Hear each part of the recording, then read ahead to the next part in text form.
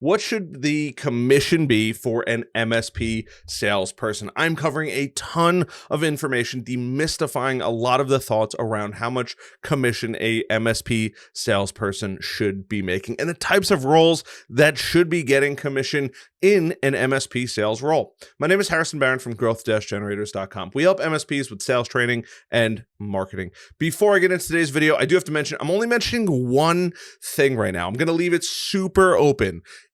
I have a bunch of links that are really helpful to businesses, especially MSPs. They are down in the video description. If you'd like, go check them out. There's a Discord, there's a masterclass, there's a bunch of swipe files that you can grab, some helpful videos, and some of the tools that I use for sales and marketing. So let's get into the actual role. Now, I was a MSP salesperson for quite a while. I took a company from about $2 million to about $4 million in about 2 years. I hope I'm getting my numbers right. It's been a little while and it's very late at night.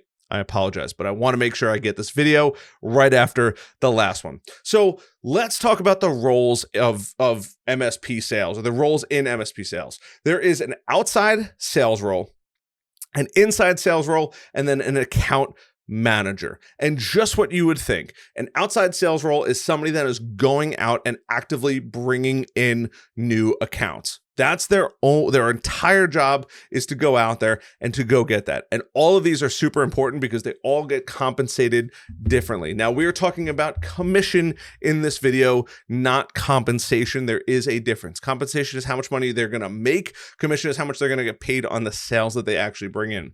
Outside sales is easily the highest commissioned job because they are out all day, frolicking through the fields, and they are bringing in the majority of the business. The second one is inside sales. Somebody to take a phone call and say, hey, you need a new computer, server, you want to move to the cloud, migrations, licensing, warranties, anything like that. They are typically a less commissioned role, but they are sitting inside all day, typically behind a desk, either taking the calls or they're getting transferred over from service. And last but not least is the account manager, somebody that is kind of maintaining the accounts. So maybe the outside sales brings them in, the account manager takes care of them, and then maybe an inside sales rep will sell them additional hardware and services. All of these play a different role in the business, and depending on the size of your MSP, you may have one or multiple of these roles. So keep this in mind.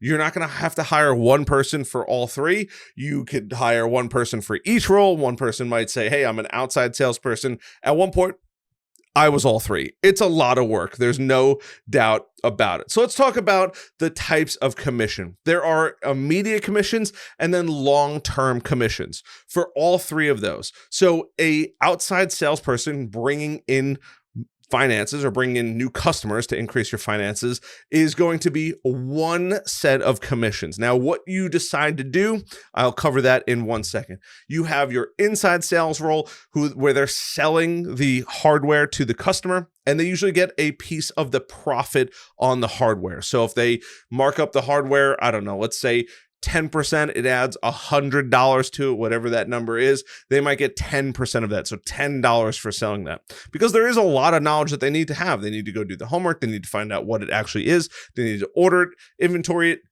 give it to the techs, and then ultimately the techs can get it out. And then last but not least, that account management role where they're going to be keeping those accounts happy, checking in, seeing what's going on, buying donuts, making people smile over there. Hey, what's growth look like? Let's sit down. Maybe they take on a VCIO role or something of that, or bring in somebody who can provide that chief information officer role or chief technology officer role where they can have meetings and plan for future growth. But there's a lot that actually goes into that. So let's talk about the actual commission for each of those. Now, the most important one, and the one that most people are going to be worried about, is the outside sales role. Somebody bringing in accounts from the outside. There are typically several ways to pay this person, and depending on the roles they are actually doing, you can pay them the first month. Typically, you can pay a percentage every single month, and depending on how many years they end up buying. Most MSP contracts are 1, 3, and 5 years. It's rare, but you might be able to get somebody further or longer than that. And when most new customers join on, they don't want to take the leap of faith to a 3-year contract. They usually want to start with 1, dip their toes, and feel good. So how do you actually pay this person? Well, it could be a percentage of that first month, or it can be the entire first month. It depends on how good they actually are at bringing in new deals. I can tell you now, good salespeople typically want a bit more money. So it's not uncommon to see the whole first month gone. There is a little bonus here, but you could give them the onboarding fee as well. So maybe they get a percentage of the first month for a 1-year contract, and then they get the entire onboarding fee as well. You can get kind of creative with it, but there's a ton of different ways to do it. My personal recommendation is the first month of a 1-year contract. Make it great for them. Make sure that they're super happy, or a percentage of that first month, and then a super small percentage, especially if they're doing some account management type roles where they're checking in on that client. Maybe it's 5 or 10% of that monthly recurring revenue to kind of give them a little boost and say, hey, I really need to keep my clients happy over the long term. But there is long-term and immediate compensation for those people. For inside sales, they're not necessarily doing that kind of work. They're not selling those big packages. So it's typically going to be a one-off type role. It's also a bit easier. They're not farming. They already have the customers coming to them. They're just figuring out what that hardware is for the most part, and then selling it to the clients. It's not quite that easy, but that's a majority of it. And then that account executive role, they usually get paid on a percentage every single month or annually. Hey, if they renew that contract, they get paid a small 5% fee on that contract. So if it's a $10,000 a year contract, they're getting 5% of that, whatever that number is for you and whatever number you feel comfortable with. Now, I will say, little spoiler in here, you should be paying your salespeople to the point where you almost squint a little when you look at it. Oh, that's a lot of money. They want it. Trust me. And I'm not saying that they all deserve it, but really good salespeople are highly incentivized by money, and they typically work way more than your average person. It is not silly to pay your MSP salesperson well, especially if they do a great job. Put on the golden handcuffs, as they say. Make it hard for them to leave because they make a great living with your company. If you don't pay your salespeople well, they're going to underperform. They're going to be miserable. They could even be toxic to the environment. And I promise you, as hard as you worked to hire them, they will be looking very quickly to leave. I think a lot of MSPs make the mistake of saying, hey, I'm going to pay you, this much money. And you're like, is that really enough? Paying them a bit more is well worth keeping them happy and keeping them working. A happy, quality salesperson can do wonders for your business. Now let's talk about bonuses and additional incentives. Now, there are bonuses based on quarterly and annual performances based on how much revenue they actually make. Now, I talked about in the last video on target earnings, but you can give bonuses however you feel necessary. If you set a quota for, I don't know, let's say $400,000 for the year, and you say every quarter your job or your goal is to hit $100,000 in recurring revenue brought into the business, what are you going to pay out for that? Keep in mind, your clients are going to stick with you on average for about 7 years. So giving that salesperson or that account executive a piece of that because they're bringing in that business or keeping and maintaining that business is probably not a bad idea. I would say between 5 and 10%, maybe as low as 2 or 3%, but between 5 and 10% is a solid number. Yes, it's a lot of money. Yes, you want to keep these salespeople happy, especially if they're bringing in $400,000. That client is probably going to be there longer than that MSP salesperson unless you pay them well. Now, I want to also talk a little bit about the revenue types and their impacts on commission. You have monthly recurring revenue, you have project-based revenue, and then you have hardware and software sales. All three of these are going to be comped differently. To make it easy for you, there's really going to be tangible and non-tangible. If you're selling software, it should almost be paid the same way as far as profit goes as you would pay for that regular annual contract. So if it's that first month, it's the exact same thing. Hey, the first month profit goes to you. If it's hardware, it's going to be a percentage, typically 10% of the profit. They sell a $50,000 upgrade, it's $10,000 in profit, it's $1,000 in their pocket. They probably did a lot of work to get all of that there. And if they're a resourceful and good salesperson, they're not bothering anybody on the team. They're leveraging all the other outlets out there. And last but not least, I want to talk about the payout and the scheduled payouts for it. I have heard everything from making that person wait 3 or 6 months, or making that person say, hey, you know what? If you go, if you have to wait till they renew the contract to actually get paid. There should be a give and take here. You shouldn't be cutting the check on day one because you're laying out all the money for the labor. Typically, 3 months after that person signs up is when that salesperson should get their commission check. Now, why do I say 3 months? And this seems to be the sweet spot across the board, especially when they're bringing on that recurring revenue.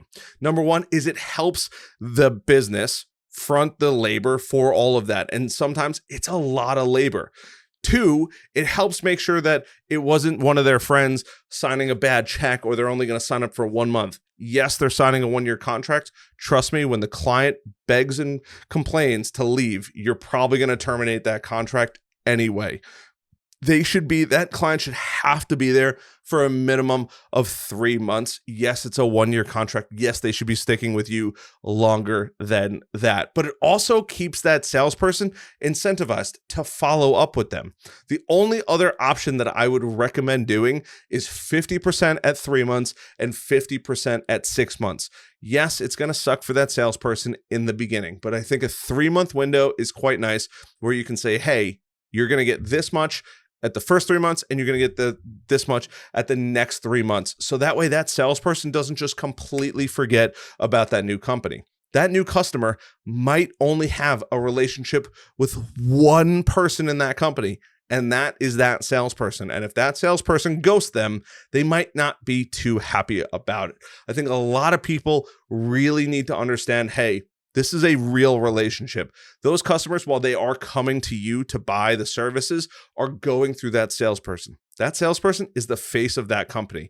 You want them to be happy. You want them to be fighting with you to help make that customer's experience as incredible as possible. And by paying them a little bit more, or giving them maybe a little bit of an expense account, it allows them to really go above and beyond with constantly growing. We all know how important referrals are. Letting them bring in referrals is fantastic. And I highly, highly recommend allowing them to do that by giving them the tools and the finances to actually go out and do that. And if they sign up a multi-year contract, 2 or 3 or 5 years, increase it a good bit.